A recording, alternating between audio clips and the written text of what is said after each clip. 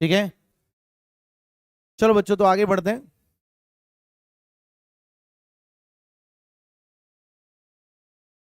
TPP वगैरह तो IUPAC की तो पूरी हो चुकी ना, आइसोमेरिज्म की अभी मिली नहीं है, मिल गई, ऐप पर मिली है, हार्ड कॉपी नहीं मिली ना अभी, तो हार्ड कॉपी मिल जाने दो पहले, तब तक आप चाहो तो ऐप पर कर लो, है ना, ऐप पर सॉल्व कर लो उसको।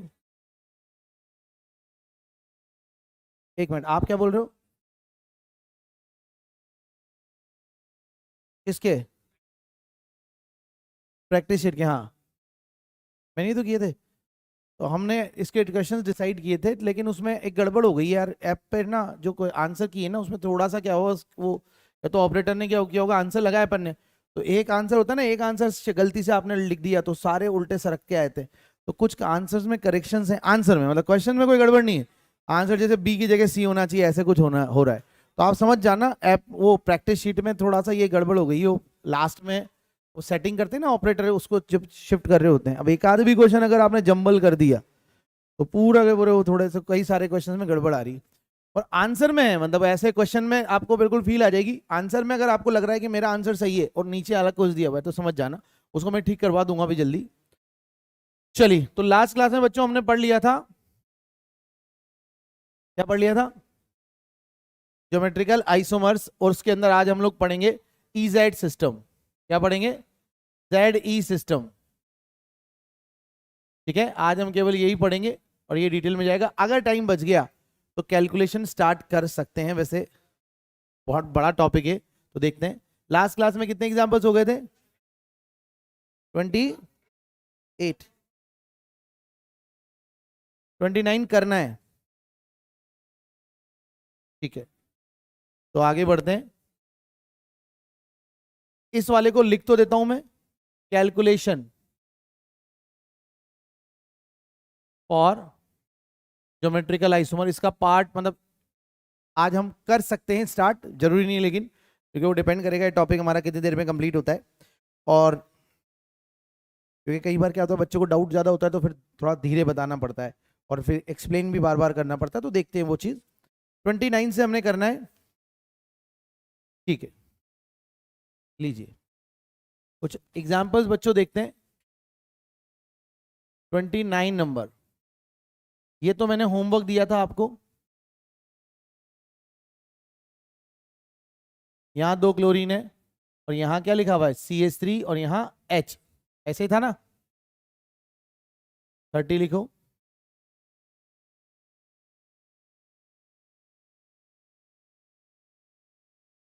31,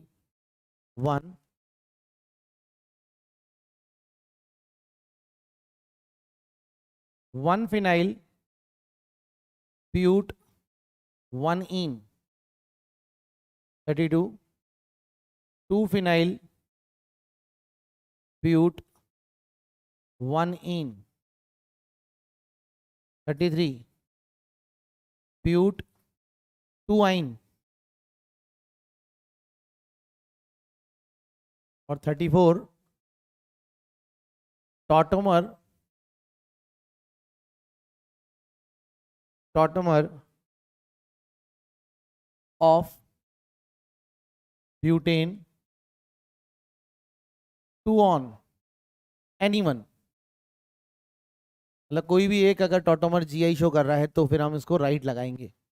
बच्चों बताओ 29 क्या जीआई शो कर रहा है, ये तो होमवर्क था, कर रहा है ना, क्योंकि देखो यहां डबल बॉन्ड के अराउंड मैंने आपको तरीका सिखाया था, इसकी 2 वैलेंसी डिफरेंट होनी चाहिए और इसकी 2 वैलेंसी डिफरेंट होनी चाहिए, क्या इन दोनों की वैलेंसी डिफरेंट दिख रही है, यहाँ क्या है मिथाइल, यहाँ क्या है हाइड्रोजन, डिफरेंट है, वैसे क्या यहां पर भी दोनों वैलेंसी डिफरेंट है, यहाँ क्या है ऊपर CH2, नीचे क्या है CCl2, भाई कार्बन से 2 क्लोरीन जुड़े हुए, वहां 2 हाइड्रोजन है, तो ये भी डिफरेंट है ये भी डिफरेंट है, तो क्या ये ज्योमेट्रिकल आइसोमरिज्म शो करेगा इस डबल बॉन्ड के अराउंड, तो इसका मतलब यस राइट लगा दो। क्वेश्चन पूछ रहा था ना हमने कि कौन कौन से जीआई शो करेंगे, तो ये जीआई शो करेगा। वैसे बताओ क्या ये डबल बॉन्ड भी जीआई शो कर देगा, क्योंकि ये दोनों वैलेंसी क्या है डिफरेंट, यहाँ क्या है CH2, यहाँ क्या है O, वैसे यहाँ क्या है CH2, यहाँ क्या है O, तो ये भी जीआई शो करेगा। ये कौन सी ज्योमेट्री है अभी, अगर इसको मैं ऐसे लिख दूं तो पलट के मैंने क्या किया, इसको पलट के उल्टा कर दिया। हालांकि अपने आप नहीं होगा, मैं सोच रहा हूं कि अगर ऐसा कर दिया जाए तो। भाई ध्यान रखना, ये मत सोचना सर आपने तो कहा था ना ज्योमेट्रिकल आइसोमर इंटर कन्वर्ट नहीं होते, बिल्कुल नहीं होते। हम ये सोच रहे हैं कि अगर इसकी जगह ऐसा हो तो डिफरेंट ज्योमेट्री बन रही है क्या? यस। अब कौन सी बन रही है? सेम ग्रुप सेम साइड है या अपोजिट साइड है? Opposite side. अच्छा, one phenyl but one ene, क्या जीआई शो करेगा? तुरंत उसका स्ट्रक्चर बना के देख लो।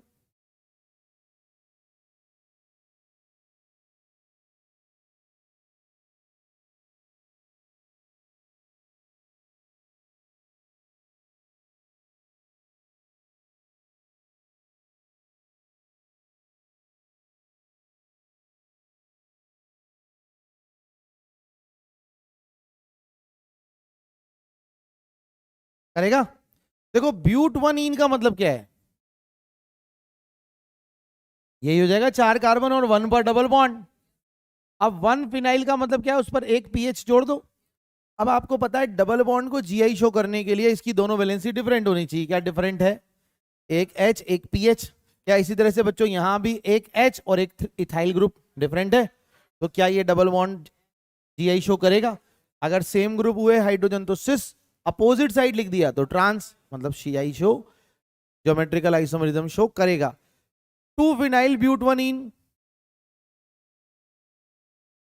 अब देखो ब्यूट वन इन ही है, लेकिन 2 पर क्या लग गया? फिनाइल।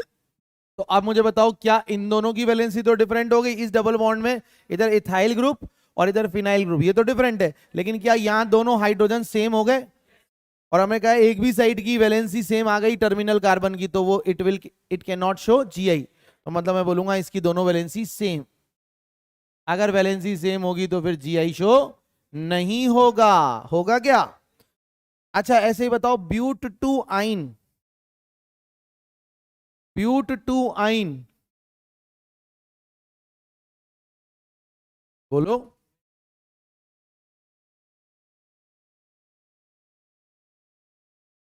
बच्चों सिंपल सी बात सोचो ना, एल्काइन का स्ट्रक्चर क्या होता है ये, और एल्काइन की ज्योमेट्री क्या होती है? लीनियर।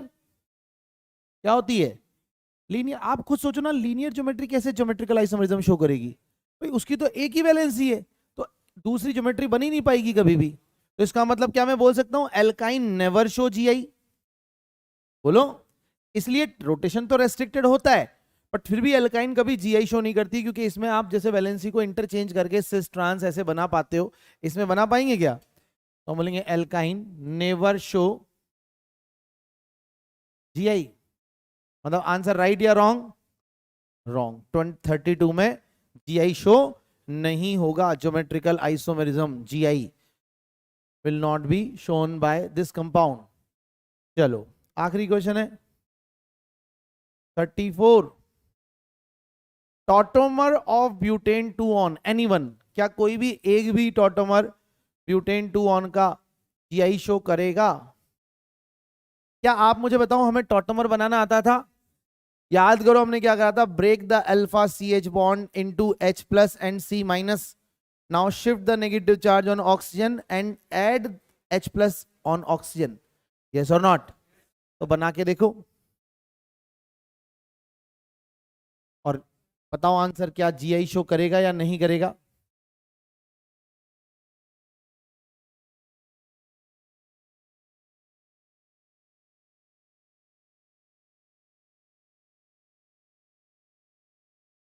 करेगा नहीं करेगा? पक्का? देखो ब्यूटेन 2 ऑन क्या होता है बच्चों, ये वाला, ये। अब यहां भी अल्फा कार्बन है, यहां भी अल्फा कार्बन है। अल्फा कार्बन क्या होते हैं? फंक्शनल रूप से जुड़े हुए कार्बन अल्फा कार्बन होते हैं। क्या इसका H प्लस यहां से नीचे लेकर जाऊंगा तो क्या ये वाला इनॉल बनेगी? कहां पर? यहां पर। और अगर इसकी जगह यहां पर मैंने टॉटोमराइज करवाया लेफ्ट वाला H और यहां H लेकर गया, तो डबल बॉन्ड क्या अब यहां आ जाएगा बीच में? बोलो सही है क्या? अब मुझे बताओ, क्या ऊपर वाली एल्कीन जीआई शो कर सकती है? क्योंकि दोनों हाइड्रोजन सेम है, तो क्या इसमें जीआई होगा? तो ये वाली इनॉल तो शो नहीं करेगी, लेकिन क्या इसमें तो दोनों वैलेंसी डिफरेंट है। देखो मिथाइल और एक हाइड्रोजन होगा, ऐसे यहाँ मिथाइल और एक OH है, तो क्या बताओ, क्या ये ट्रांस में भी एग्जिस्ट कर सकती है और सिस में भी एग्जिस्ट कर सकती है? बोलो सिस कैसे बनाओगे इसकी, ऐसे बना दो, क्योंकि नया डबल बॉन्ड बन रहा है तो ये सिस भी बन सकता है भाई। यहां पर जब डबल बॉन्ड आएगा इनॉल का तो डबल बॉन्ड में मिथाइल अपोजिट साइड भी हो सकते हैं, तो ट्रांस, और अगर सेम साइड हुए तो सेम ग्रुप सेम साइड क्या कहलाते हैं, सिस। तो मुझे बताओ टोटल इनॉल कितने होंगे, दो तो ये और एक ये, इंक्लूडिंग ज्योमेट्रिकल आइसोमर इसके कितने इनॉल बनेंगे, बोलो इंक्लूडिंग ज्योमेट्रिकल आइसोमर।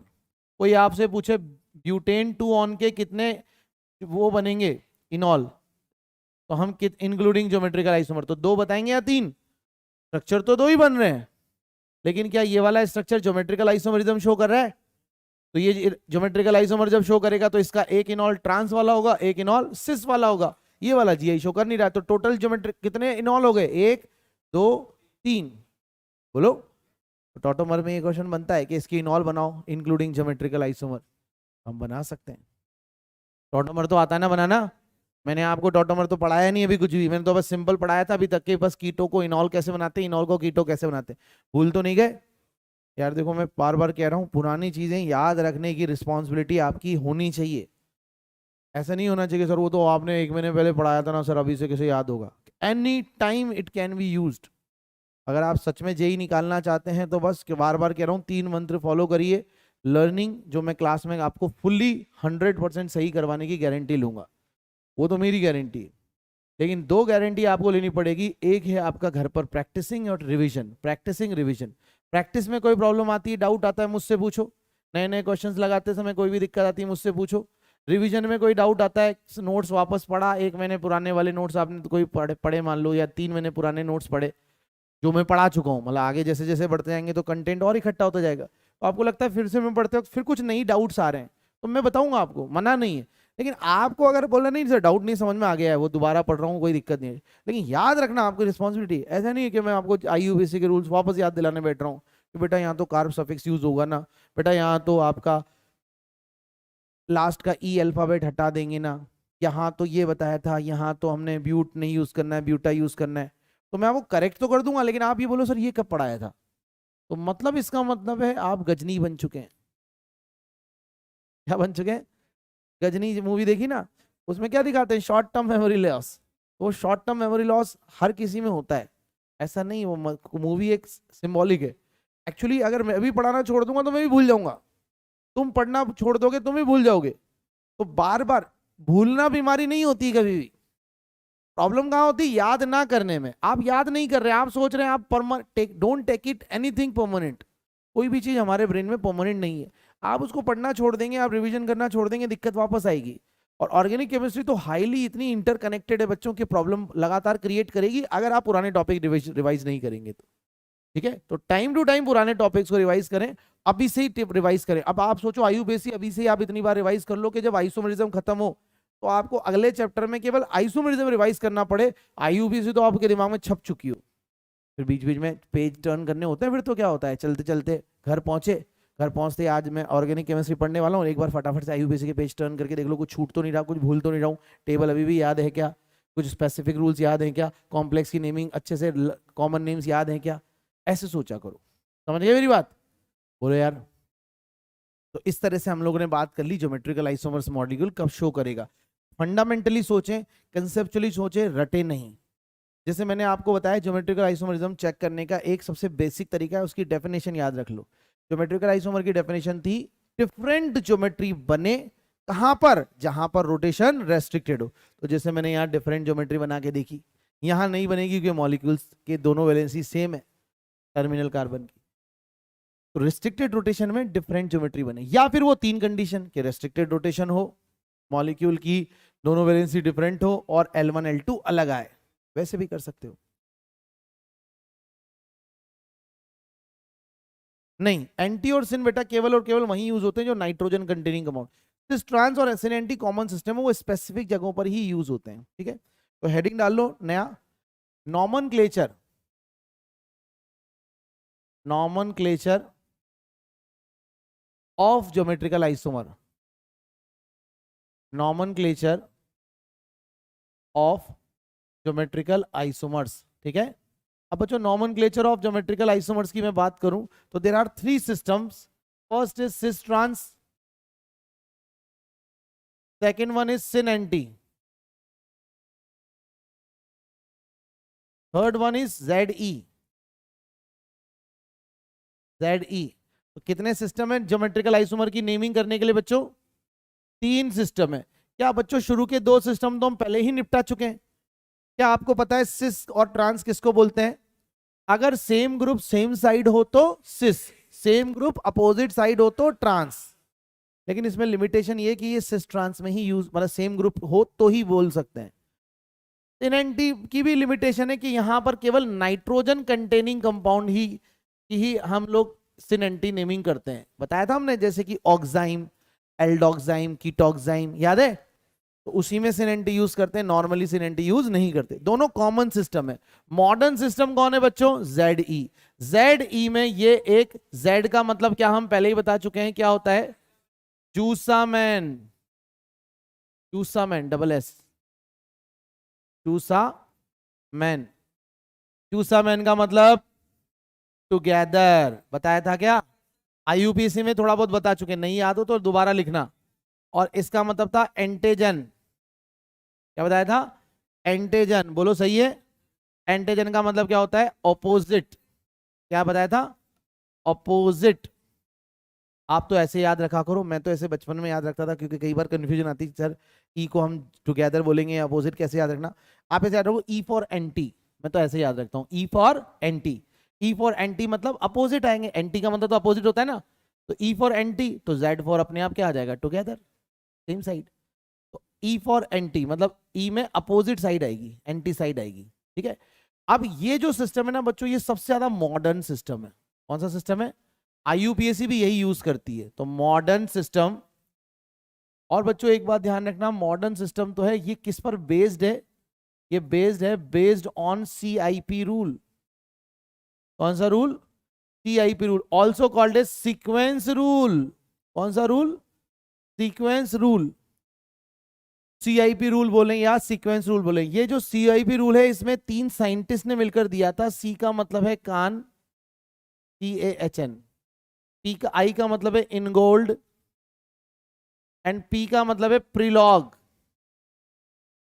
पी का मतलब क्या है? प्रीलॉग। तो कौन कौन से साइंटिस्ट ने मिलकर दिया था? कान, CAHN, कान, इनगोल्ड एंड प्रीलॉग। कौन कौन से साइंटिस्ट ने नाम बोल के बताओ। और ये सीआईपी इनके नाम पर नाम बना, सीआईपी रूल। इसको सीक्वेंस रूल भी बोलते हैं। सीक्वेंस रूल का मतलब है सीक्वेंस वाइज चलेंगे, ऐसा नहीं कि आपने किसी भी ग्रुप को पकड़ लिया। ये मोटे मोटे तौर पर मैं 4 पार्ट में डिवाइड करता हूं, रूल नंबर 1, रूल नंबर 2, फिर 3 एंड 4, ठीक है। तो 1 बाय 1 मैं आपको लिखवाऊंगा। तो आप सबसे पहले, हम इससे पहले कि जेड ई डिस्कस करें, पहले हम रूल नंबर 1 2 तो एटलीस्ट पढ़ लें, फिर उसके बाद ई जेड समझाने लग जाऊंगा, मतलब क्वेश्चन प्रैक्टिस कराऊंगा, फिर 3 4 फिर करेंगे, फिर उस पर प्रैक्टिस कर लेंगे, है ना। सही है। तो लिख लो रूल नंबर 1, लिख लो यहाँ पर heading CIP rules, CIP rules, ठीक है। तो यहां लिखो रूल नंबर 1।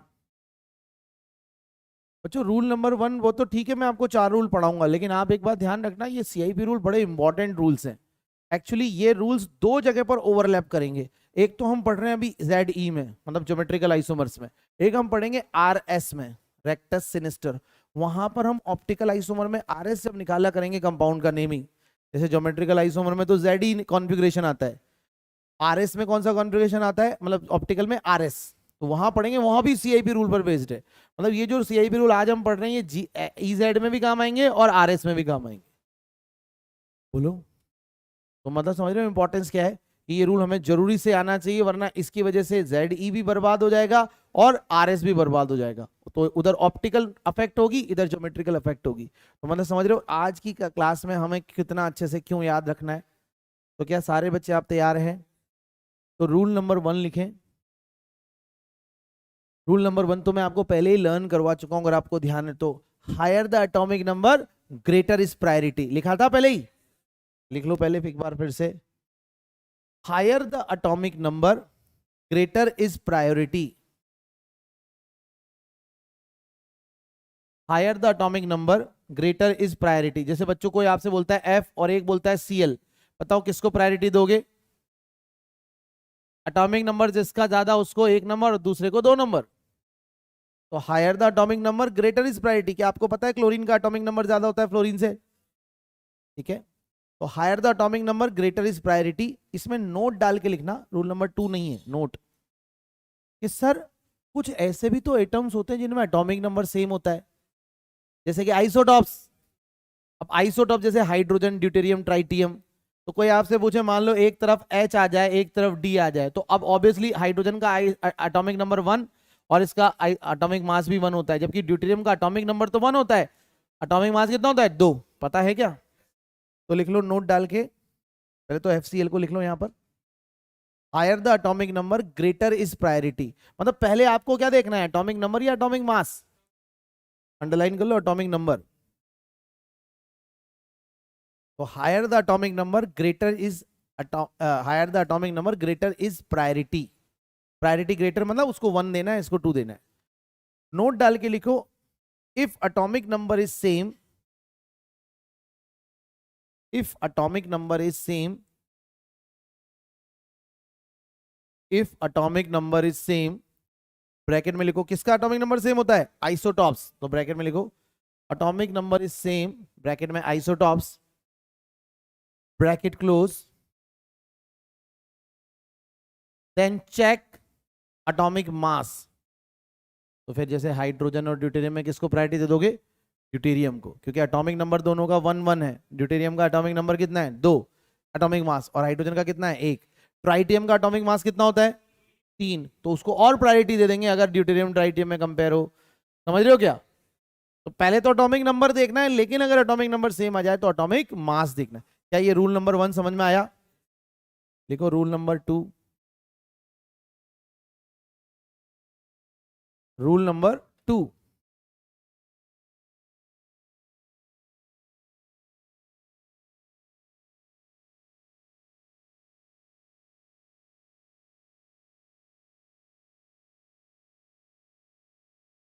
रूल नंबर 2 कहता है, दिमाग में एक क्वेश्चन आता है कि सर अगर एटॉमिक नंबर एटॉमिक मास दोनों सेम आ जाए तो फिर क्या करेंगे?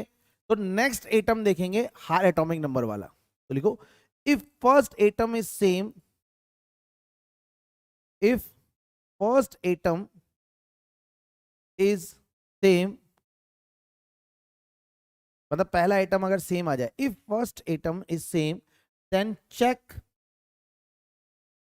Then check next atom, then check next atom having higher atomic number. Next को अंडरलाइन कर लो, then check next atom having higher atomic number. क्या मतलब हुआ सर? चलो मैं बताता हूं। देखो मान लो बच्चों पहले में आ गया CH3, दूसरे में आ गया CH2CH3। तो सोचना कैसे पहले समझो। आपको इसमें क्या करना है इसका, और इसमें क्या करना है इसका, जरा ध्यान से देखो। आपने क्या किया बच्चों, इसको पहले ऐसे ओपन करके लिख दिया। कैसे? CH3 मतलब बिल्कुल ओपन करके सोचो, CH3, और इसमें क्या आ रहा है? CH2, फिर आ रहा है CH3। तो भाई CH2CH3, बोलो यस और नॉट। अब यहां और यहां डैश का मतलब है यहां से स्टार्टिंग करनी है डैश का, तो यहां पर कार्बन और यहां पर भी कार्बन है। तो क्या मैं बोल सकता हूं फर्स्ट एटम दोनों का सेम आ गया?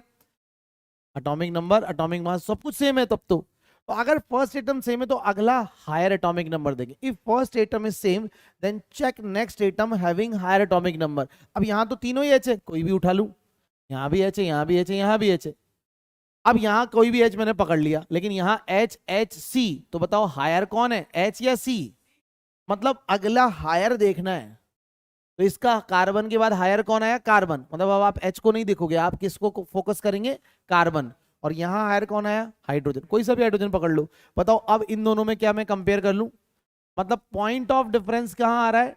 पॉइंट ऑफ डिफरेंस यहां आ रहा है। बोलो बच्चों सही है क्या?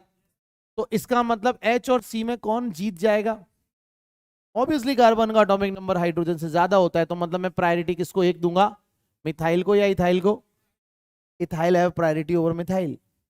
बोलो सही है क्या? बोलो। आप क्या खा रहे हो बेटा? ग्रीन शर्ट, खड़े होना जरा आप, जिसका मुंह चल रहा है। हाँ खड़े होने के ही बोला है मैंने शायद। हाँ, क्या खा रहे हैं आप? जाओ बाहर जाके तो क्या हो। मेरी क्लास में ना थोड़ा सीधा और थोड़ा डिसिप्लिन में बैठा करो, मज़ा तभी आता है पढ़ाने का। तो मैं तुम्हें आईआईटीएन बनाने की तैयारी कर रहा हूँ और तुम बिल्कुल आराम से बिल्कुल कैजुअल अप्रोच कर रहे हो, है ना। बिल्कुल थोड़ा डिसिप्लिन क्लास में मेंटेन किया करो। आलस लेना, मुंह में च्युइंगम चबाना, उबासी लेना, है ना, this is not good habit. IITian बनने के लिए बहुत ज़्यादा डिसिप्लिन की ज़रूरत है। और डिसिप्लिन आपका तभी रहेगा जब सबसे पहले आप पढ़ाई के अलावा बाकी चीज़ें अपनी ठीक करेंगे। टाइम पर उठना, टाइम पर सोना, वट आप रात में पढ़ते हो दिन में पढ़ते हो मुझे कोई प्रॉब्लम नहीं, लेकिन एक फिक्स टाइम कर लो। ये नहीं कभी रात में पढ़ रहे हैं कभी सुबह पढ़ रहे हैं तो फिर क्लास में ऊँगते रहोगे। ऊँगना समझते हो ना, यॉर्निंग करना। यॉर्निंग करना, आप उबासी लेते रहेंगे, है ना, क्या कभी ऐसे आलस ले रहे हैं, अरे सर क्या हाल चाल है, बढ़िया है? ये क्या मजाक चल रही है? अरे तुम्हारा टारगेट बहुत टफ है भाई। सबसे ज़्यादा इंपॉर्टेंट चीज़ होती है बच्चे की, सबसे पहले डिसिप्लिन और सबसे पहले गुड हेल्थ। अगर आपकी हेल्थ सही नहीं है, बीमार पड़ रहे हो बार बार, कैसे भी कपड़े पहन रहे हो, कभी ठंड लग रही है, बारिश में कभी भी भीग रहे हो, सर्दी जुकाम हो रहे हैं, तो आपकी बॉडी ठीक नहीं है। बॉडी ठीक, पानी ढंग से पी नहीं रहे हो, पानी नहीं पीते तो फिर आलस आता है। बॉडी हाइड्रेटेड रहनी चाहिए। भूख ऐसे ही खा रहे हो, या तो बिल्कुल ही भूखे हो तो कमज़ोर होते जाओगे, ब्रेन में एनर्जी नहीं रहेगी। या फिर इतना दबा के खाना खा रहे हो भाई, आप मैस में खाना मिला 10-12 रोटी एक साथ चेप दी है, तो फिर तो नींद आएगी सही, है ना। तो उतना ही खाओ जितनी भूख हो, उससे थोड़ा कम। जैसे आपको अगर 4 रोटी की भूख है तो 3.5 ही खाओ या 3 ही खाओ। अगर आपको 6 रोटी की भूख है तो 5 या 4 ही खाओ भाई। और 10-12 की रोटी की भूख हो तो आधी ही खाओ। हालांकि ये बात भी अलग है, बच्चों की भी अपनी जगह पे बात सही होती है। बच्चे बोलते हैं सर रोटी इतनी पतली बनाते हैं वो लोग, कभी कभार होता है नहीं होता, ऐसा लगता है एक पकड़ के रोटी को थोड़ा सा ऐसे मोड़ दिया और एक बगासे में कंप्लीट कर दी। कई मेस वाले ऐसे बनाते हैं ना, वो एक अलग इशू है, फिर तो 10-12 लॉजिकल है ना। तो मतलब यार कहने का मतलब है, जितनी भी आपकी भूख हो ना, जब आपको लग रहा है पेट भरने वाला है तो उससे थोड़ा पहले रुक जाओ। एक्चुअली ऐसा इसलिए होता है बच्चों कि हमारा पेट जब आधा खाली रहता है, आधे से थोड़ा कम, बिल्कुल आधा तो नहीं, 90% 80% ही हमें लग रहा है कि हमें भूख और है, लेकिन थोड़ा छोड़ दो लास्ट में। झूठा छोड़ने की नहीं बोल रहा हूँ, झूठा कभी नहीं छोड़ना चाहिए, कभी भी अन्न का अपमान मत करो, क्योंकि ध्यान रखो सारा खेल अन्न से ही है। हम कमाएंगे तो पैसे से पार्टी वगैरह खाएंगे वगैरह, तो वो सब चीजें अन्न से, उसके अपमान करने की नहीं बोल रहा हूँ, पर कम लो। मतलब कम खाओगे तो पेट थोड़ा खाली रहेगा ना, तो दिमाग थोड़ा एक्टिव रहता है। पेट भर लोगे ना या ठूस लोगे, ले एक गुलाब जामुन और, एक समोसा और, एक और, अच्छा अभी तो अब वो रबड़ी आ गई, आहा मजा आ गया। अच्छा अब उसके बाद बिल्कुल रसमलाई आ गई, उसके बाद गुलाब जामुन, फिर रसगुल्ले, पेड़े आए जा रहे हैं भाई साहब। फिर उसके बाद किसी दोस्त ने बोला आज मैं पार्टी देता हूँ, चल बर्थडे मेरा पेटीज खिलाता हूँ तुझे, या चल मैकडी में पिज्जा खिलाता हूँ, तो ले भाई और खाया जा रहा है। तो फिर तुम्हारा को हो गई पढ़ाई।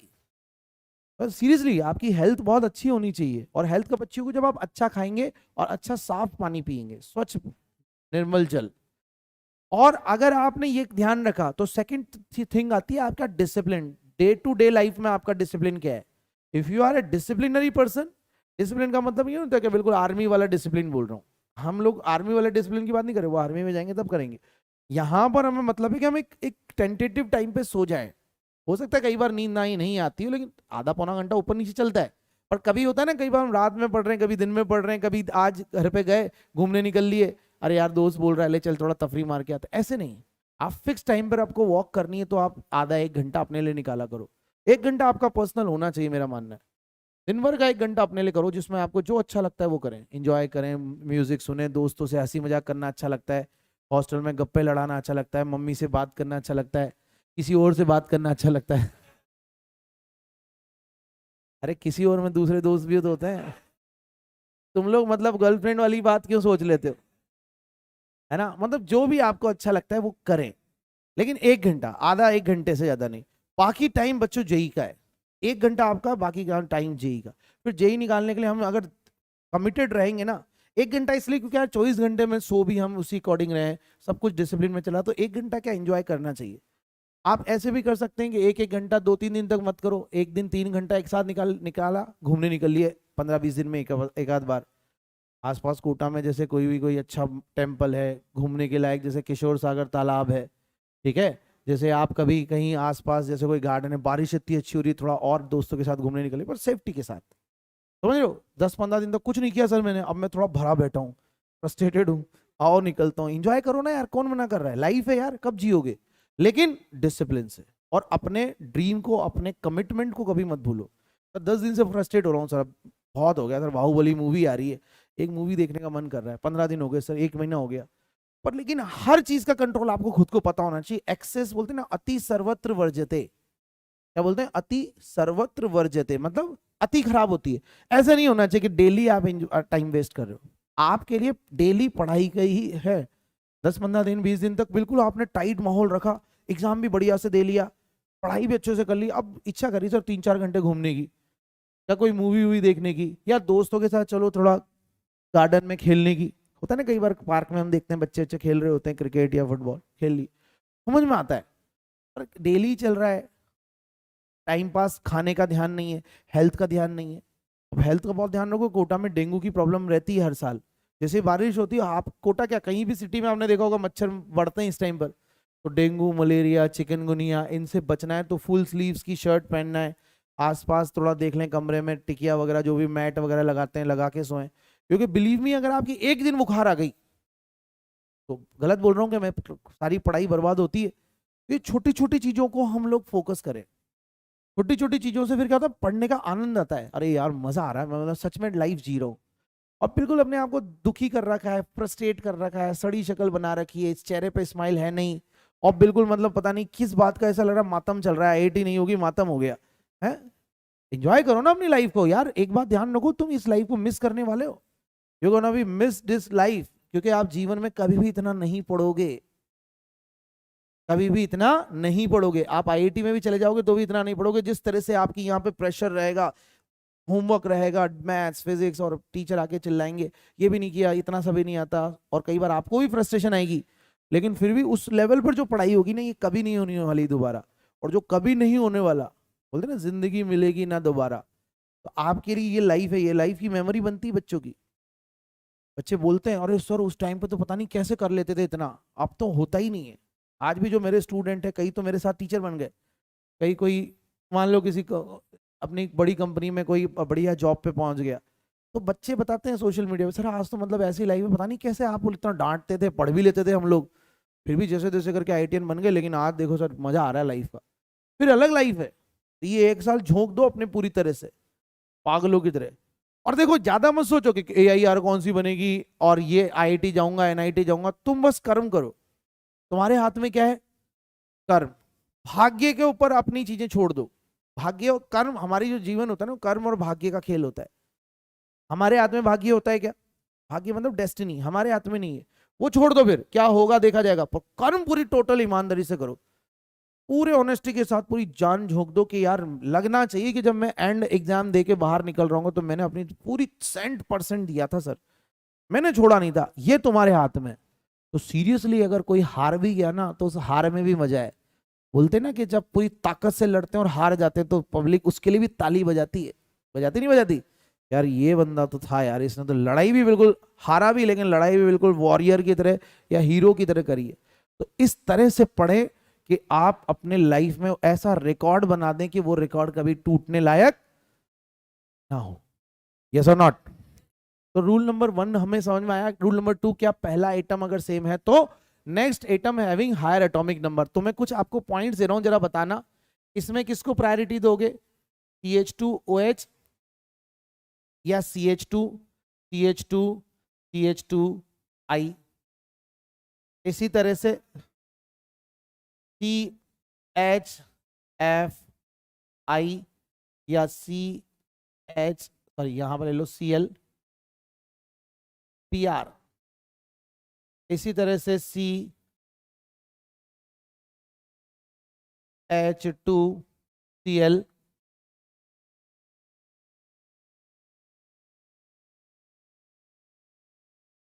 CH2, एक मिनट, CCl3 ले लो और यहां ले लो CH2Br, ऐसे यहां ले लो CH2Cl और यहां CHCl2। चलो करते हैं प्रायोरिटी, सेकंड रूल के दम पे देखते हैं। आप मुझे बताइए, जैसे इसमें अगर मैं बोलूं आपको तो एक कार्बन से कितने हाइड्रोजन जुड़े हुए हैं, और OH कितने जुड़े हुए हैं? एक। अब इसमें जब मैं देखूंगा तो इस कार्बन से 2 हाइड्रोजन जुड़े हुए, यस और नॉट। लेकिन क्या दूसरे में CH2 है? फिर CH2 के बाद क्या है? जोर से बोलो। फिर आगे क्या है? अब आप इधर देखो जरा ध्यान से। आप सीक्वेंस रूल क्या कहता है? CIP रूल कहता है कि भैया जहां सीक्वेंस डिस्टर्ब हो ना, आपको वहीं रुक जाना है। तो कई बार वो चलता है सर यहाँ ऑक्सीजन है, हायर, सबसे हाईएस्ट एटॉमिक नंबर, यहाँ सबसे ज्यादा एटॉमिक हाईएस्ट नंबर आई का है, आई को प्रायोरिटी देता हूं। ऐसे नहीं होगा। आपको देखना है सीक्वेंस वाइज। कार्बन है, यहां भी कार्बन है, यहां भी कार्बन है। अब आप अगला हायर देखो, तो अगला हायर यहाँ H है या O है? जबकि यहाँ H है या C है? तो क्या पॉइंट ऑफ डिफरेंस यही क्रिएट हो गया? We cannot go further, we cannot go ahead. हम आगे बढ़ सकते हैं क्या? यहाँ कार्बन है, यहाँ ऑक्सीजन है, यहाँ कार्बन है, तो आगे तो मैं बढ़ ही नहीं पाऊंगा, मुझे रुकना पड़ेगा। जहां सीक्वेंस डिस्टर्ब हुई वहीं मुझे रुकना पड़ेगा। Getting my point? तो मैं कहूंगा कि भैया ऑक्सीजन और कार्बन में एटॉमिक नंबर किसका ज्यादा होता है? ऑक्सीजन का। तो कौन जीत जाएगा? तो 1 नंबर फर्स्ट, 2 नंबर ये। लॉजिक समझ में आया? जैसे इसमें देखो, अब यहां देखो कार्बन, यहां देखो कार्बन, आपके हिसाब से पहला या दूसरा किसको प्रायोरिटी मिलनी चाहिए?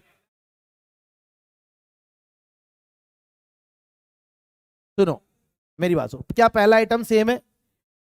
अब पहला आइटम सेम है तो हायर को उठाओगे। हायर मतलब सबसे हाईएस्ट। अब HF और I में कौन जीता? I। और HCl Br में कौन जीता? बोलो। अब I और Br में कंपटीशन करवा दो। मेरी बात समझ में आई? अब कुछ बच्चे कंफ्यूज हो जाते हैं, सर मैं तो कंफ्यूज हो गया, देखो H सेम है, F और Cl में Cl ज्यादा है, और I और Br में I ज्यादा है। तो कंफ्यूज होने की जरूरत नहीं है। ये इससे मतलब ही नहीं है अगर ये आ गया तो ये कौन है? I। इसका एटॉमिक नंबर इन तीनों में सबसे आगे है, और इन तीनों में किसका आगे है? Br। तो अब इन दोनों के हाईएस्ट में कंपेयर कर लो, तो I जीत जाएगा। नहीं है? इसी तरह से CCl3 या CH2Br, फर्स्ट या सेकंड? सेकंड। ध्यान से देखो, क्यों? इधर देखो। अब यहां पर कार्बन से 3 क्लोरीन जुड़े हैं, यहां कार्बन से 2 हाइड्रोजन और 1 ब्रोमीन जुड़ा हुआ है। भले ही ब्रोमीन एक है, लेकिन उसका एटॉमिक नंबर क्लोरीन से तो ज्यादा ही होता है ना। तो कभी कोई ऐसा हो जाए कि हायर वाला नंबर में कम है और लोअर वाला नंबर में ज्यादा है, 3 है क्लोरीन, तो उससे कोई फर्क नहीं पड़ेगा, जीतेगा हमेशा ब्रोमीन। हाँ, लेकिन अगर यहां पर, अब मुझे बताओ इसमें कौन जीतेगा? फर्स्ट या second? First, first, second, second, second. क्यों? क्योंकि अब समझो, आप ध्यान से इधर देखना। आप मुझे बताओ क्लोरीन है कितने हैं? यहां क्लोरीन कितने हैं? तो ऑब्वियसली अब जब हायर यहां पर क्लोरीन है, यहां भी हायर क्लोरीन है, लेकिन इसके नंबर ऑफ क्लोरीन ज्यादा है, तो इसको प्रायोरिटी मिलेगी। समझ गए? कोई डाउट पूछ रहा था? तो आपको क्या करना है? रूल नंबर 2 कहता है कि पहला आइटम सेम है तो अगला देखो, अगला सेम है तो उसका अगला देखो, सीक्वेंस वाइज। और जहां सीक्वेंस डिस्टर्ब हो वहीं पर रुक जाओ, और फिर प्रायोरिटीज असाइन कर दो। जिसका प्रायोरिटी ज्यादा उसको 1, जिसकी प्रायोरिटी कम उसको 2 नंबर दे दे।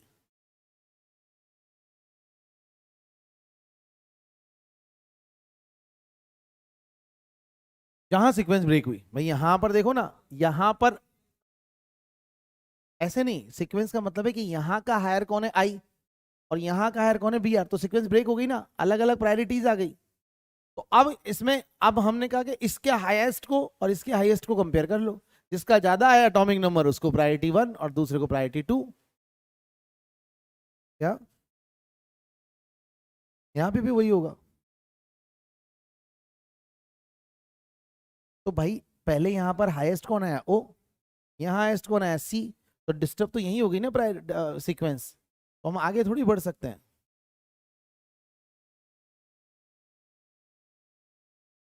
हाँ, इसमें भाई, इसमें कार्बन यहां भी है, कार्बन यहां भी है, यहां कौन है? क्लोरीन। और वहां कौन है?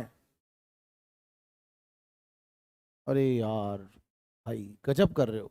देखो इधर, उससे क्या फर्क पड़ रहा है बेटा? इसको ओपन करके देख लो। क्या हर बार मैंने ओपन नहीं किया तो आप दिमाग में नहीं कर सकते क्या? तो कार्बन के बाद हाइड्रोजन आ रहा है, या कार्बन के बाद हाइड्रोजन और ब्रोमीन दोनों आ रहे हैं? भाई कार्बन से तो 2 हाइड्रोजन भी जुड़ेंगे और ब्रोमीन भी तो कार्बन से जुड़ रहा है। तो क्या आप क्या सोच रहे थे ब्रोमीन हाइड्रोजन से जुड़ रहा है? वाह बेटे, एक बार जोरदार तालियां हो जाए।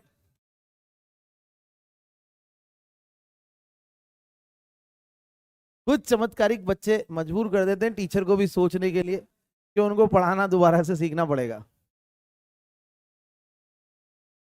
समझ में आ गया? अभी भी नहीं आया? नहीं तुम्हें दिक्कत लग रही है अभी चेहरे से? अरे हाइड्रोजन तो भाई कार्बन से जुड़ेगा ना, है ना? तुम वही हो जो बेंजीन के अंदर ऑक्सीजन घुसा देते हो।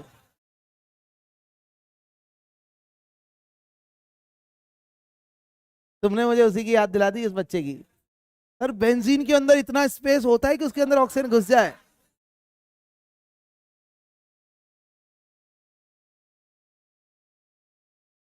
नोट कर लिया भैया? ध्यान रखना, कितनी मजाक चले नोट टाइम पे होना चाहिए, इसमें कोई एक्स्ट्रा टाइमिंग नहीं मिलती है। नोट के मामले में तो अपन ऐसे ही रहते हैं। आगे बढ़े तो क्वेश्चन लिखें। असाइन जेड ई कॉन्फ़िगरेशन। अब हमें जेड ई कॉन्फ़िगरेशन बच्चों असाइन करना है, तो मैं आपको एक एक दो एग्जांपल तो पहले खुद बता देता हूं, फिर उसके बाद बाकी सारे आपको ही करने हैं।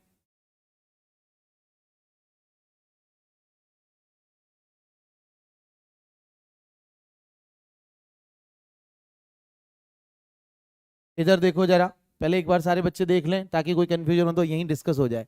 अब आपको करना कैसे, देखो कार्बन डबल बॉन्ड कार्बन जिस जगह पर ज्योमेट्रिकल एरिया बन रहा है उसकी दो वैलेंसी को देखना है, इसको एक इसको दो। कार्बन की दो वैलेंसी देखनी है, देख लोगे क्या? अब आप मुझे बताओ इसमें एफ और सीएल में एटॉमिक नंबर किसका ज्यादा? इसको एक और इसको, इसी तरह से ब्रोमीन और आयोडीन में आयोडीन को एक और ब्रोमीन को। आप मुझे बताओ वन वन प्रायोरिटी टुगेदर है या अपोजिट है? अगर वन वन प्रायोरिटी एक साथ आ जाए तो उसको हम क्या बोलेंगे? जेड यानी जूसामैन। क्या आ जाए? जूसामैन। समझ में आ गया? अब अगर मान लो मैंने यही चीज यहां पर देखी तो वन टू और यहां पर वन टू, तो बताओ वन वन अपोजिट है या टुगेदर है? दोनों एक दूसरे के अपोजिट साइड दिख रही है, तो सेम साइड या अपोजिट साइड, तो इसको मैं बोलूंगा ऑपोजिट। ऑपोजिट के लिए क्या टर्म यूज करते हैं? एंटेजन या ई। क्या यूज करेंगे? एंटेजन और ई। तो यानी ऊपर वाला तो जेड कॉन्फ़िगरेशन का था और नीचे वाला ई कॉन्फ़िगरेशन का था। क्या आपको समझ में आ गया? तो मतलब सीआईपी रूल के बेसिस पे हमने वन टू नंबर दिया। वन वन अगर टुगेदर आए तो जेड, अपोजिट आए तो ई। ठीक है? अब चेक करना, फटाफट से क्वेश्चन सॉल्व करना और बताना मुझे कितने आपके सही हुए कितने गलत हुए जब हम डिस्कस करेंगे तो।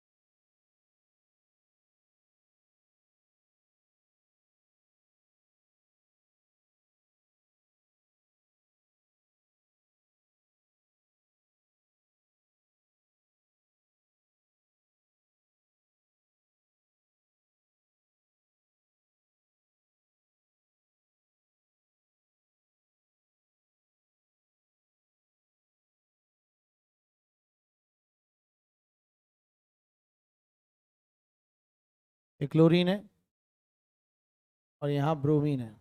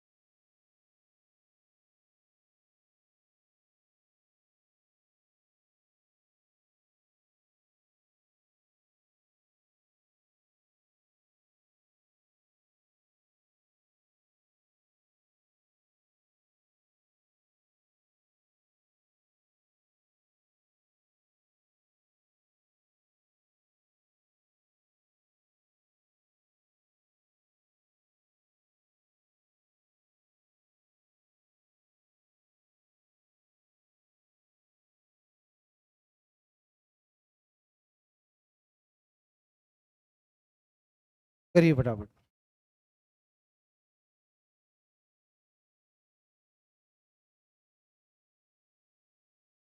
अपना क्लास में टेस्ट ले लिया करो खुद का सेल्फ, जब भी कोई क्वेश्चंस बहुत सारे दूं तो जो आपको कंसेप्ट समझ में आ जाए तो उसका तुरंत अपना सेल्फ एवेल्युएशन किया करो। जो भी आंसर है उसको दिमाग में क्रॉस अच्छे से करके देख लो। पहले वो वाले क्वेश्चंस करो जो समझ में जल्द इजीली आ रहे हैं, उसके बाद नोट करते करते फिर टफ क्वेश्चन लास्ट में करो, ठीक है? और फिर जब मैं आंसर बताऊंगा तो उसको क्रॉस चेक करेंगे। आ रहा है आंसर?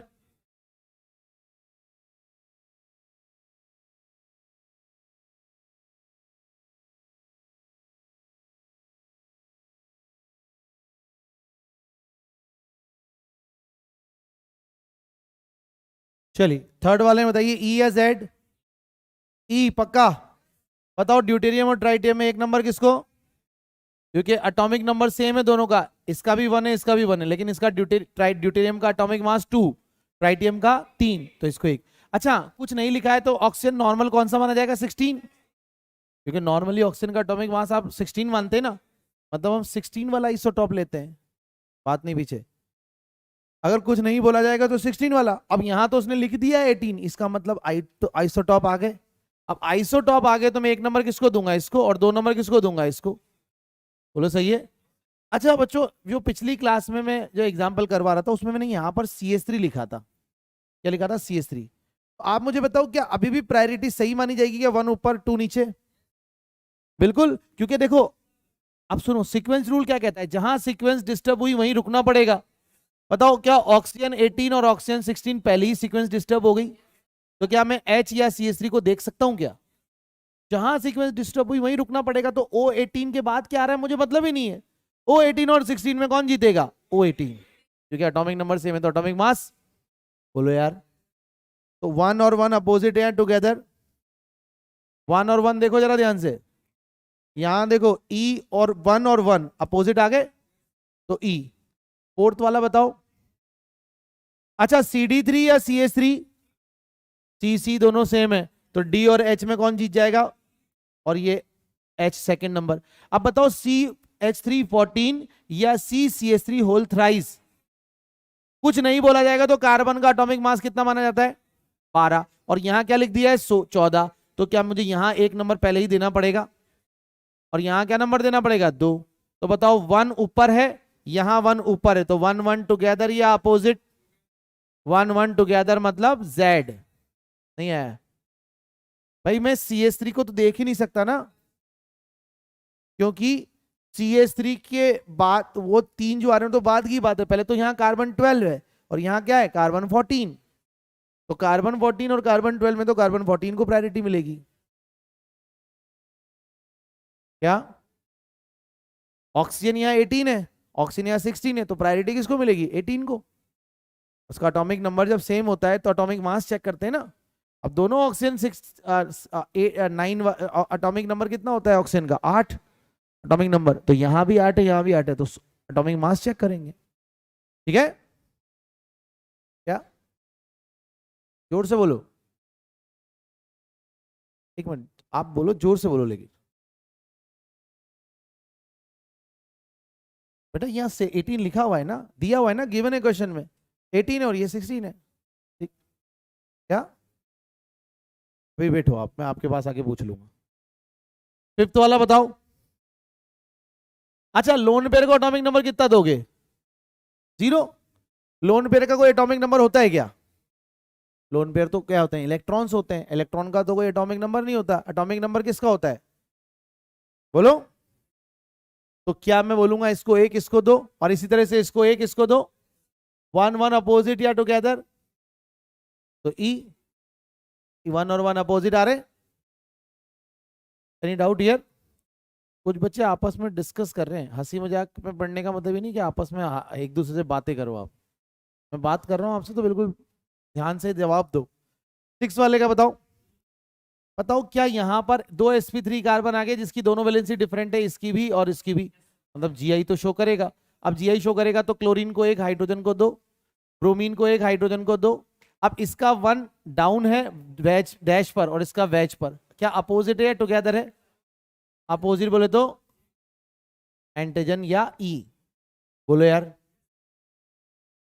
8th वाला, 7th वाला बताओ, जेड या ई?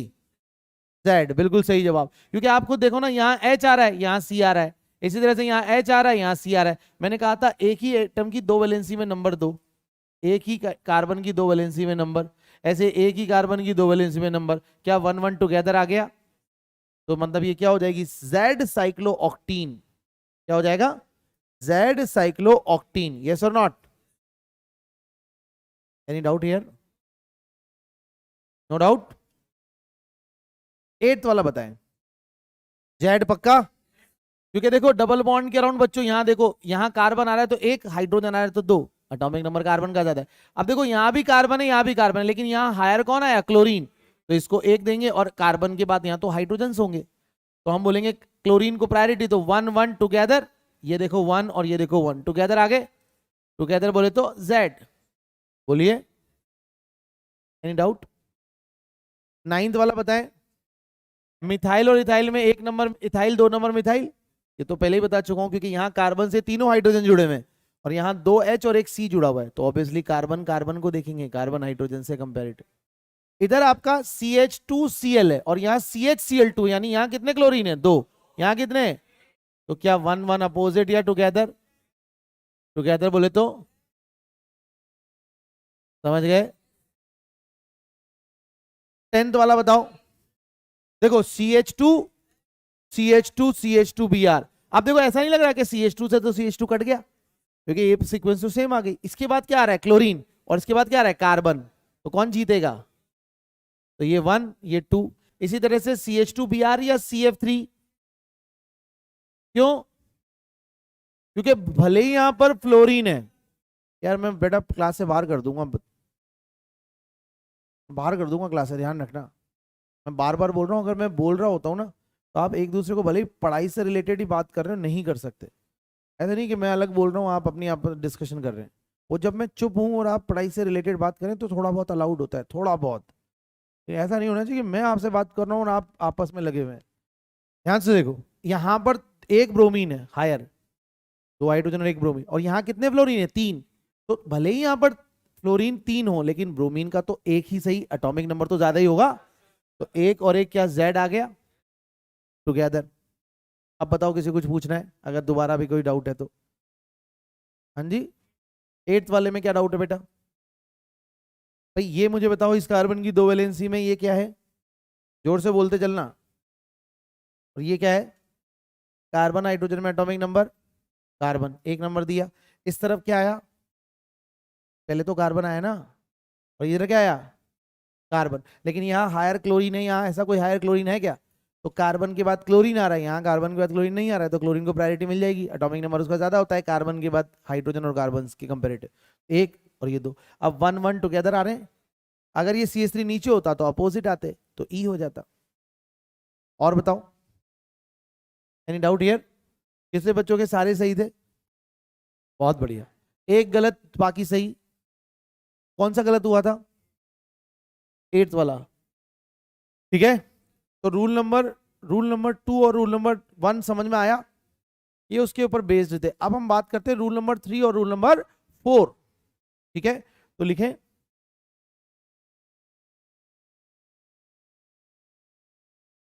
Rule number 3। बच्चों रूल नंबर 3 जो है ना, बड़ा इंटरेस्टिंग रूल है। ये रूल तब अप्लाई होता है जब किसी ग्रुप में आपको प्रायोरिटी देनी हो, और उसके अंदर या तो मल्टीपल बॉन्ड हो, यानी डबल बॉन्ड ट्रिपल बॉन्ड, या फिर उसके अंदर साइक्लिक स्ट्रक्चर्स हो।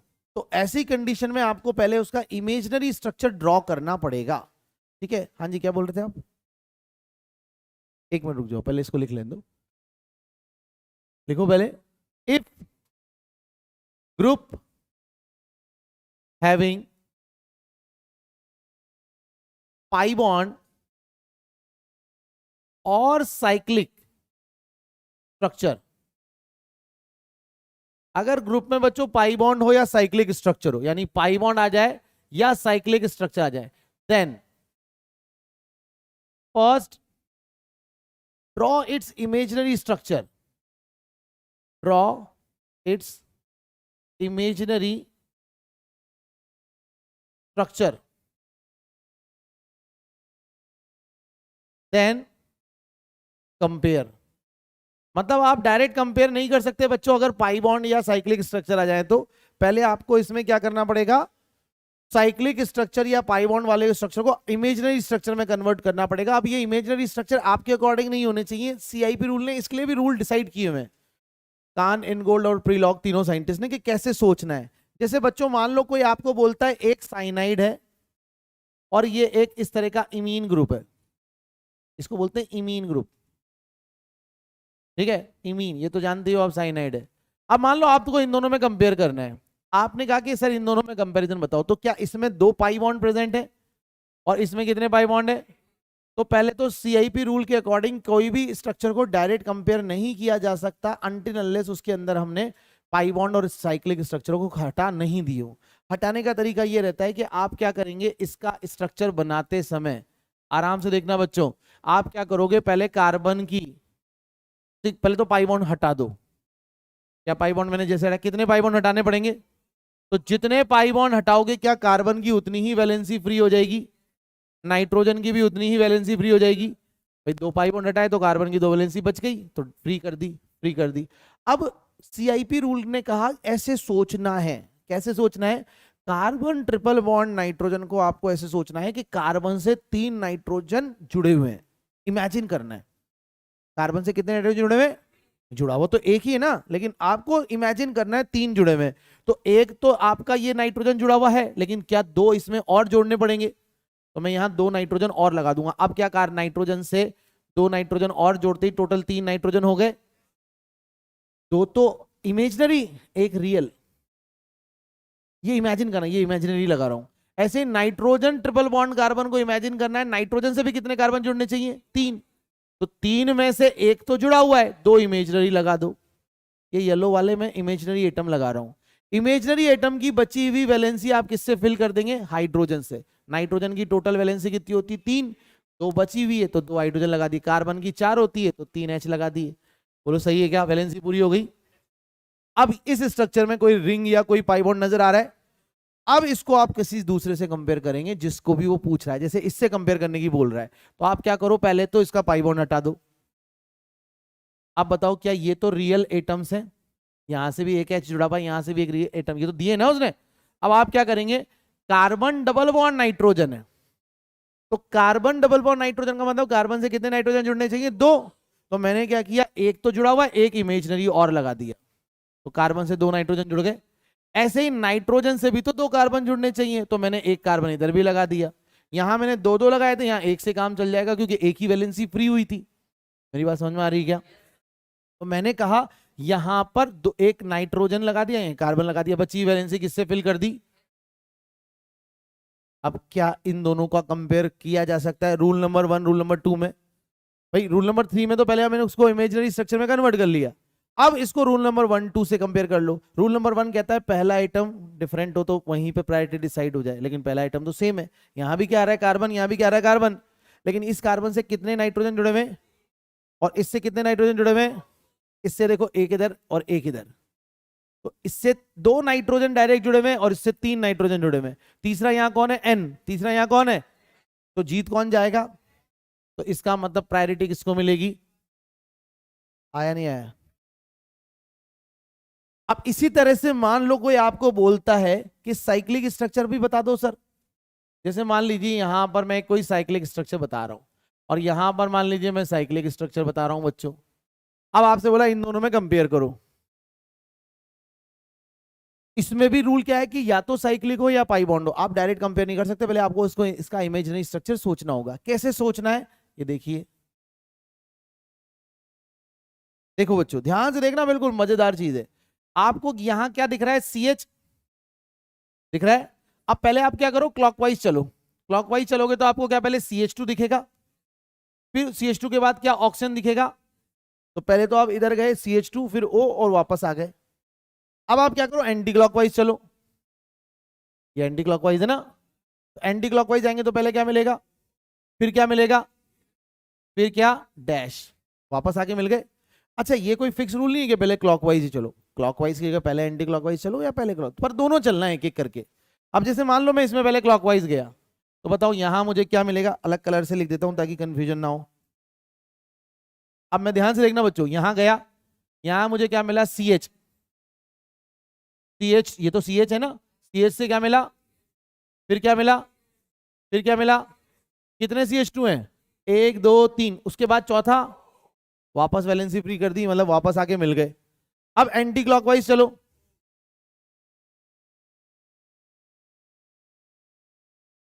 कितने सी एच टू, तो देखो O C H two C H two C H two dash आया क्या।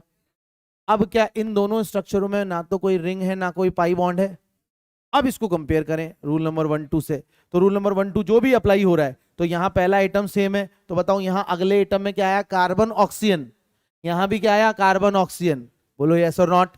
लेकिन उसके अगले क्या आया, यहां पर क्या मैं बोल सकता हूं, यहां पर तो आ रहा है ऑक्सीजन कार्बन, और यहां क्या आ रहा है, यानी पहली लेयर सेम, दूसरी लेयर भी सेम, तीसरी लेयर में डिफरेंस आया। हम कहते हैं तब तक हम आगे बढ़ते जाएंगे जब तक सीक्वेंस सेम रहेगी, जहां डिस्टर्ब हुई वहीं रुकना पड़ेगा। तो क्या यहां डिस्टर्ब हो गई, अब ऑक्सीजन कार्बन में से लड़ने कौन जाएगा, इसका हायर, और उसमें भी कौन लड़ने जाएगा, कि दोनों ही सेम है, तो कौन जीत जाएगा, बोलो यार। तो मैं बोलूंगा प्रायोरिटी कार्बन ऑक्सीजन में, ऑक्सीजन की आगे आ जाएगी, इसको हम यहाँ पर लगा देते हैं, इन दोनों में बीच में कंपैरिजन आ गया। तो जैसे ही मैं बोलूंगा ये जीत गया, तो 1 नंबर इसको, 2 नंबर इसको। छोटी रिंग को प्रायोरिटी मिली बड़ी रिंग से, क्योंकि उसमें इमेजिनरी स्ट्रक्चर के बेसिस पर प्रायोरिटी बनती हुई दिख रही है। क्या आपको मेरी बात समझ में आ रही है, पक्का, नोट करो। तो एक काम करो, जरा इसका बना के बताओ मुझे इमेजिनरी स्ट्रक्चर, पहले नोट कर लो।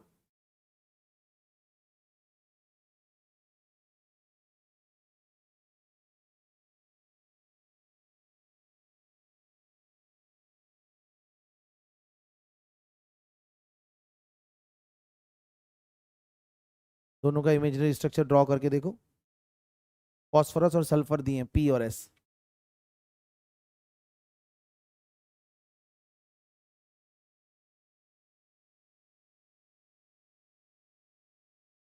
मतलब नहीं, वो तो साइक्लिक साइक्लिक में कंपेयर करूंगा, जरूरी नहीं कि यहाँ भी दूसरा साइक्लिक ही हो, यहाँ साइक्लिक भी हो सकता है, असाइक्लिक भी हो सकता है। नहीं ऐसा कोई फिक्स नहीं है, कहीं भी जाओ, पर बनाना दोनों साइड पड़ेगा।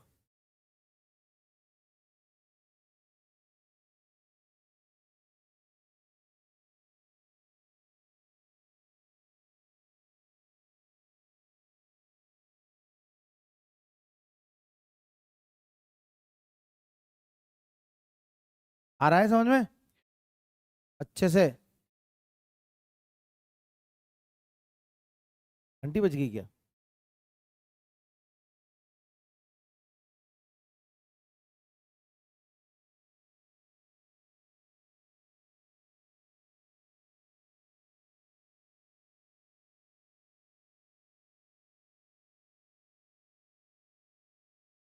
अब ये सारे रूल्स काम आएंगे बच्चों हमारे, है ना, आगे भी, तो इसलिए बहुत अच्छे से सिखा रहा हूँ मैं इनको, भले ही थोड़ा टाइम हमें धीरे लग रहा है। देखो टाइम उतना इंपॉर्टेंट पढ़ते वक्त उतना नहीं होता है, थोड़ा धीरे भी चल रहे हैं, समझ में अच्छे से आना चाहिए। क्यों, सही वो है कि नहीं है। एक पता लगे किसी ने बोल दिया मैं 10 लेक्चर में आइसोमेरिज्म करवाओ, अब भैया 10 में हो नहीं हो पा रहा है, हमें भले ही 15 लग रहे हैं, पर शुरू में क्या है, इन टॉपिक्स को हम इग्नोर नहीं कर सकते, क्योंकि आइसोमेरिज्म इतना बड़ा टॉपिक है, इंपॉर्टेंट टॉपिक है। आइसोमेरिज्म और जीओसी में अगर हमने हड़बड़ी की, तो हमारा रिएक्शन में जितनी भी आएंगी वो सारी बर्बाद होना तय है, ठीक है ना। तो इसलिए हमें रिएक्शंस पर, इन पर ध्यान देना है। सिलेबस की आप टेंशन बिल्कुल मत लेना, मैं हूं तो मुझे भी पता है कि आपका जेई मेंस एग्जाम होगा, फिर जेई एडवांस होगा, तो बिल्कुल टाइम पे प्रॉपर तरीके से तैयार करके ही आपको मैं एग्जाम में भेजूंगा, और इसकी गारंटी के पहला जो भी एग्जाम होगा उसके में आपके पूरे में से पूरे नंबर आएंगे, ठीक है। थोड़ा बहुत हो सकता है कि जो हमने टारगेट सेट किया उसे थोड़ा ज़्यादा टाइम लग जाए, लेकिन एग्जाम से पहले जरूर हो जाएगा, बढ़िया से होगा, और विद कंटेंट रिवीजन के साथ। क्योंकि मैं रिवीजन अलग से नहीं करवाता हूँ, मैं साथ साथ ही रिवीजन करवाते हुए चलता हूँ, क्योंकि मैं प्रेशर रखता हूँ बच्चे पे, भैया पुराना याद रख। क्योंकि बच्चे क्या गलती बड़ करते हैं, यही गड़बड़ करते हैं, पहले पहले पहले पढ़ लेता हूँ फिर लास्ट में रिवीजन करूंगा, लास्ट नहीं होता है भैया, जो होता है साथ साथ ही होता है। क्योंकि अगर साथ साथ में रिवीजन नहीं चल रहा है तो नुकसान में फंस जाओगे।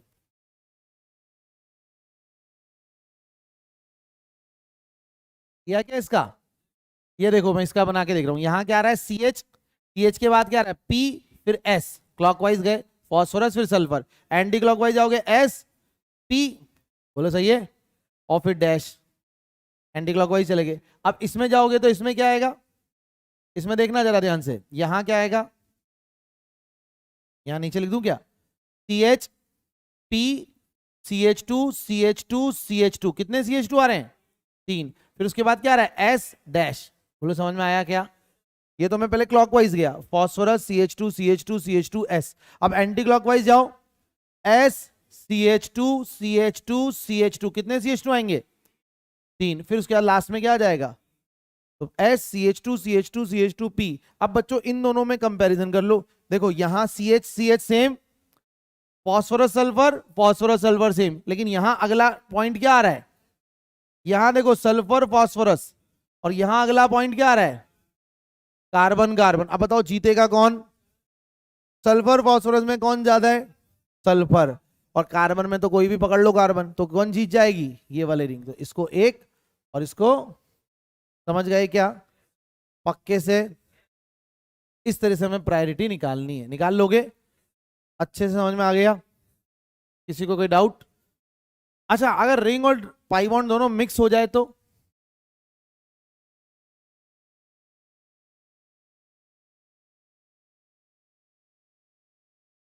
इसको नोट कर लिया, ये तो खैर आपको दिया ही था मैंने। हाँ, जैसे मान लो ऐसा आ जाए, बच्चा बोले सर ऐसा हो जाए तो, कि यहां पर 3 मेंबर रिंग और यहां डबल बॉन्ड, और यहां पर 2 मेंबर रिंग और यहां 3 मेंबर रिंग और डबल बॉन्ड, तो क्या करेंगे, पहले तो उसको पाई बॉन्ड को खोलें, और यहां क्या लगा दें, कार्बन कार्बन। बोलो, अब इसको ओपन कर दें, CH फिर क्या आ जाएगा, CH डैश, एंटी क्लॉकवाइज जाएंगे तो CH3 और फिर क्या आ जाएगा, डैश। नहीं आया। देखो सुनो, मैं ये कहना चाह रहा हूं आपसे, इधर देखना, पहले आपने डबल बॉन्ड हटाया, तो डबल बॉन्ड हटाएंगे तो एक कार्बन से कितने कार्बन जुड़ रहे हैं, डबल बॉन्ड का मतलब 2 कार्बन है, तो एक कार्बन एक्स्ट्रा लगाना पड़ेगा, ये इमेजिनरी एटम और ये भी इमेजिनरी एटम, लगाना पड़ेगा नहीं लगाना पड़ेगा। अब मैं क्लॉकवाइज चलना स्टार्ट किया, तो CH से क्या जुड़ा, CH से यहां क्या जुड़ा हुआ है, CH3, फिर नीचे आया, यहां भी क्या जुड़ा हुआ है, CH3, फिर वापस आके डैश लगा दिया। अब एंटी क्लॉकवाइज जाओ, एंटी क्लॉकवाइज में भी वही सीक्वेंस आ रही है, आ रही नहीं आ रही। अब इसको जरा खोलो, बताओ इसको खोलोगे, यहां खोल रहा हूं, तो बताओ कार्बन से पहले तो यहां हटाते ही यहां पर कार्बन लगाना पड़ेगा, और यहां कार्बन से फिर क्या जोड़ना पड़ेगा, CH3। नहीं आ रहा, बोलो। अब मुझे बताओ, इसको ओपन करें हम, अब CH3 नहीं आ रहा है, अब क्या आ रहा है, CH3। अब क्लॉकवाइज मान लो जा रहा हूं, तो क्या आया, CH और फिर क्लॉकवाइज में आगे बढ़ा तो CH2 डैश, नहीं आया। अब एंटी क्लॉकवाइज जाओ, CH3 डैश, नहीं आया। देखो मैं समझाता हूं आपको, इधर देखना, मैं पहले क्लॉकवाइज जा रहा हूं बच्चों, क्लॉकवाइज में गया तो इस कार्बन से यहां बढ़ा, तो CH दिख रहा है, फिर आगे एक बढ़ा CH2 दिख रहा है, और फिर वापस आके डैश लगा दे। अब एंटी क्लॉकवाइज चलो, एंटी क्लॉकवाइज चलोगे तो पहले क्या मिलेगा, CH2, फिर आगे क्या मिलेगा, CH और फिर डैश। अब बताओ कौन जीत जाएगा इन दोनों में, सीधा ही दिख रहा है सर, इतना सोचने की तो जरूरत ही नहीं थी, यहीं से क्लियर हो गया था, यहां एक H है और यहां एक क्या है, नहीं आया। भाई इतना तो समझाने के लिए बता दिया, वरना क्वेश्चन तो वहां देखते से समझ में आ रहा था कि अरे यार यहां तो कार्बन डबल बॉन्ड कार्बन बाद में आ रहा है, यहां तो जहां वैलेंसी फ्री वहीं पर एक एक्स्ट्रा कार्बन आ रहा है, तो यहां टोटल कितने कार्बन हो गए, 1 2 3, कितने कार्बन आ गए, 3, और यहां कितने कार्बन आ गए, 1 2, और तीसरा यहां क्या है, तो 3 कार्बन, और एक तरफ 2 कार्बन, तो कौन जीतेगा, बोलो सही है। तो किसकी प्रायोरिटी ज्यादा आ जाएगी, सेकंड वाले की। नहीं आई मेरी बात समझ में, भाई मैं ये कह रहा हूं ध्यान से देखो, इस कार्बन पर टोटल 3 कार्बन जुड़े हुए हैं, और इस कार्बन पर 2 ही कार्बन दिख रहे हैं, तीसरा ऑब्वियसली कौन होगा, H। तो एक तरफ 3 कार्बन है, एक तरफ 2 कार्बन और एक हाइड्रोजन है, तो ऑब्वियसली ज्यादा कार्बन होंगे तो ज्यादा प्रायोरिटी मिल जाएगी। नहीं आया। और मैं इसकी डिटेलिंग इसलिए समझा रहा हूं कि भाई हमें पता तो होना चाहिए ना कि इसका कैसे बनेगा और उसका कैसे बनेगा, इमेजिनरी स्ट्रक्चर। बोलो, आई थिंक घंटी बज गई है। तो नेक्स्ट क्लास में हम इस पर रूल नंबर 3 और रूल नंबर 4 बता तो देता ही हूं मैं आपको। रूल नंबर 4 क्या है बच्चों, वो भी लिख ही लो, छोटा सा है वो, तो इतना बड़ा नहीं है।